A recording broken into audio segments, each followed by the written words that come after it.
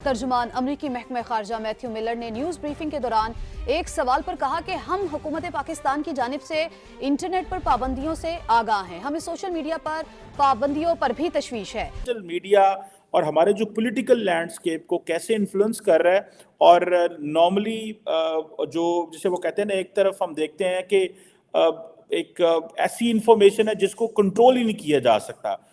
और पाकिस्तान भर में सोशल मीडिया नेटवर्क डाउन हो गया। सोशल मीडिया साइट एक्स और यूट्यूब डाउन होने से इंटरनेट सार्फिन को मुश्किलात का सामना है। मुल्क के कई शहरों में इंटरनेट की रफ्तार भी सुस्त होने की शिकायत सामने आ रही हैं। कि देखें जी, इंडिया जो है is a story of success. अब एक तरफ हम पाकिस्तान का ये हाल देखते हैं कि सोशल मीडिया 2024 के अंदर सोशल मीडिया बंद कर रहे हैं, और दूसरी तरफ इंडिया को देखते हैं अंबानी की शादी में कौन कौन नहीं आया। रीज़न हम देख रहे हैं आजकल हमारे हर सोशल मीडिया पे अंबानी के बेटे की शादी ही छाई हुई है। अनंत अंबानी के वहाँ जो शख्सियात वहाँ पे पर्सनालिटीज आई हुई हैं। Basically we are totally dependent on China with reference to technology. अब इंडिया तो सेल्फ सफिशिएंट हो गया इस चीज़ में। है तो story of success which is India and story of failure. तो अब अगर हम इसको स्टोरी ऑफ फेलियर के हिसाब से देखें ना जी, तो एक वक्त ये था कि वाशिंगटन के अंदर पाकिस्तान का एग्जैक्टली यही मकाम था।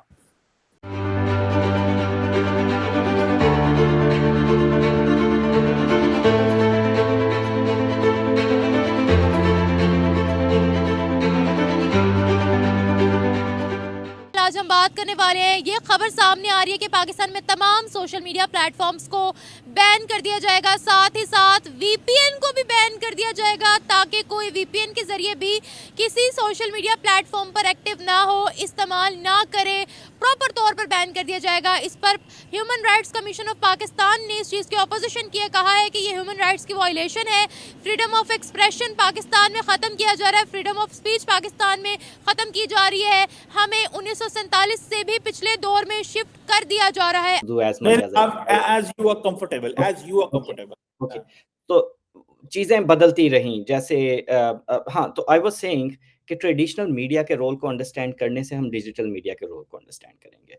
तो to be more precise about it, आप साउथ एशियन एग्जांपल में आप पाकिस्तान की एग्जांपल लें, तो थ्रू आउट इट्स हिस्ट्री, जो बहुत ज़्यादा लंबी हिस्ट्री नहीं है, 7 डेकेड्स की जो हिस्ट्री है, इसमें पाकिस्तान में हमेशा से प्रिंट मीडिया और इलेक्ट्रॉनिक मीडिया, जिसमें टीवी मीडिया का रोल बड़ा स्ट्रॉन्ग रहा और प्रिंट मीडिया का रोल बड़ा स्ट्रॉन्ग रहा। फिर मुशर्रफ साहब के दौर में जब हमने privatisation of broadcast TV media देखी, तो उसमें आपने देखा कि in addition to PTV other TV channels came across हो गए।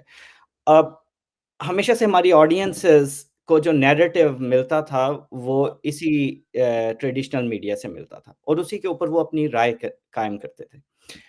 एकदम से internet came along which happened in 1990s, basically 1960s में। कमर, आपको क्विक बैकग्राउंड आपकी ऑडियंसेस के लिए दे दूं, आई एम श्योर आप ऑलरेडी इस बैकग्राउंड को एज अ हिस्टोरियन जानते हैं कि 1960s में इंटरनेट यहाँ पे यूज़ होना शुरू हो गया था। 6 यूनिवर्सिटीज़ ने यूनाइटेड स्टेट्स में इसको ट्रायल बेसिस पे एकेडमिक रिसर्च और इसके लिए यूज़ किया था, और डिपार्टमेंट ऑफ डिफेंस की फंडिंग से था ये। 1990s में बिल क्लिंटन ने इंटरनेट को एक formalisation kind of like role दिया, और जिसमें first ever website of White House बनी, जिसको उन्होंने लॉन्च किया उस वेबसाइट को। तो that was a game changer. In 1996 Bill Clinton ने और 1998 में बिल क्लिंटन ने एज अ प्रेसिडेंट अनाउंस किया कि ये दुनिया को कनेक्ट कर देगी इकोनॉमिकली, पॉलिटिकली और in different kind of like sectors. वहां से गेम चेंज होना शुरू हुई।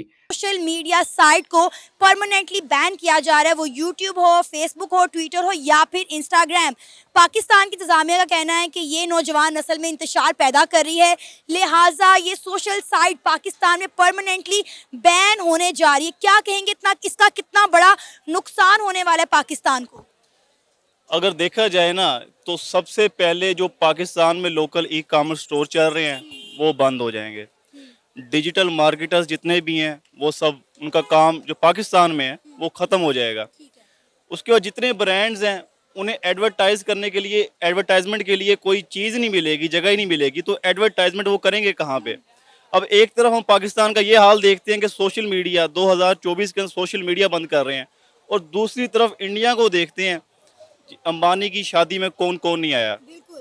क्या पाकिस्तान में क्या नवाज शरीफ के घर में शादी हो और इतनी बड़ी आईटी सेक्टर्स के लोग आ जाएंगे? नेवर, क्या मलिक रियाज के यहाँ शादी हो, क्या आ जाएंगे? कोई भी नहीं, कभी नहीं। उन्हें पता है कि आईटी सेक्टर, जितना आईटी सेक्टर इंडिया कमा के दे रहा है, पाकिस्तान की उतनी इकोनॉमी नहीं है। वीपीएन्स को तो आई थिंक सो कि बैन होना चाहिए, लेकिन बाकी जो सोशल मीडिया जैसे व्हाट्सएप, फेसबुक, उसको मैं नहीं सजेस्ट करती कि उसको बंद करना चाहिए, क्योंकि वो एक अच्छा प्लेटफॉर्म है अगर हम उसका अच्छा यूज़ करें तो। और जैसे वैसे हमारी आवाम है वो कोई इसका अच्छा यूज़ करती तो नहीं है, लेकिन आई थिंक सो कि वीपीएन्स वगैरह इतने कोई नहीं होने चाहिए, क्योंकि उनका मिसयूज़ कुछ बहुत हद तक देखा जाए तो ज़्यादा है। लेकिन व्हाट्सएप जो जैसे हो गया, या फेसबुक या इंस्टा, ये एक ठीक है, इसको नहीं बैन होना चाहिए। देखिए, जो हार्मफुल कंटेंट क्रिएटर्स हैं, ये जिससे कुछ हार्म हो रहा है उन पर तो बैन होना चाहिए, उनको तो गाइडलाइन देनी चाहिए, लेकिन हर चीज़ पर बैन नहीं लगना चाहिए। आपको क्या लगता है, कभी हम पकड़ कर यहाँ पर यूट्यूब बैन कर देते हैं, कभी किसी ऐप पर रिस्ट्रिक्शन लगा देते हैं? क्या चाहते हैं हम? क्या 1947 से पहले वाला दौर चाहते हैं? नहीं, 1947 से पहले वाला दौर तो हो भी नहीं सकता, और इतनी जिद्दत अख्तियार कर ली हुई है हमारे माशरे ने, तो मुझे नहीं लगता कि वैसा होगा। लेकिन जैसे आप बता रही हैं कि काफ़ी चीज़ें हार्मफुल हैं, और जैसे हैकर्स हैं उन पे अगर गौर किया जाए, क्योंकि पहले भी तो फेसबुक, इंस्टा, ये सारी चीज़ें थी, इतनी हैकिंग पहले नहीं होती थी। अब अगर ये चीज़ ज़्यादा हो गई है। साउथ एशिया में इसकी रियलाइजेशन इतनी तेजी से नहीं आई। इंटरनेट पॉपुलर होना शुरू हुआ, शुरू में तो आपको याद होगा जब यूट्यूब 2006 में पाकिस्तान में आया, तो ज़्यादातर लोग तो गाने-शाने सुनने के मुफ्त चक्करों में होते थे, राइट? तो नोबडी न्यू कि this will serve as a role of alternate media to traditional medium until lawyers movement जब जनरल मुशर्रफ साहब के दौर में उनके अगेंस्ट शुरू हुई, तो हमने देखना शुरू किया कि यूट्यूब जब traditional media, particularly television media was blacked out in Pakistani scenario, so log still they were using YouTube, they were using other social media tools. So उन्हें for the very first time people realized that there is alternate medium to communicate and disseminate message and information. Information हमेशा से हमारी south Asian societies में expensive रही है कमर, और जैसा कि आप अगर नॉन वेस्टर्न सोसाइटीज़ में देखें, जैसे इजिप्ट है, ट्यूनीशिया है, इन मुल्कों में भी इंफॉर्मेशन की डिसेमिनेशन हमेशा एक्सपेंसिव रही है, क्योंकि media was not as free as it is the case with most of the western societies. YouTube, Facebook, Twitter, Instagram, इन सबको मुकम्मल तौर पर पाकिस्तान में बैन किया जा रहा है। उनका कहना है कि ये ऐप जो हैं, ये सोशल मीडिया प्लेटफॉर्म जो हैं, वो नौजवान नस्ल में जो है इंतशार पैदा कर रही हैं, गम गुस्सा बढ़ा रही हैं हुकूमत के खिलाफ। तो ये उनका मंसूबा तो ठीक है, लेकिन ये कि इस चीज़ को बैन नहीं करना चाहिए। हाँ, इस पर कुछ रेजिस्टेंस लगा देनी चाहिए, ठीक है, बस यही कह सकते हैं, इसके अलावा और क्या कहेंगे हम इनको। सर, आप क्या कहना चाहेंगे, क्या ये इंतजामिया की तरफ से उठने वाला इकदाम सही है? क्योंकि अगर हम बात करें पाकिस्तान की, तो लाखों घर जो हैं वो सोशल मीडिया के थ्रू चलते हैं, लोग ऑनलाइन अर्निंग करते हैं, कई घरों के चूल्हे जो हैं वो इन चीज़ों से चलते हैं। आपको लगता है कि ये इकदाम ठीक है जो हमारी गवर्नमेंट की जानिब से किया जा रहा है?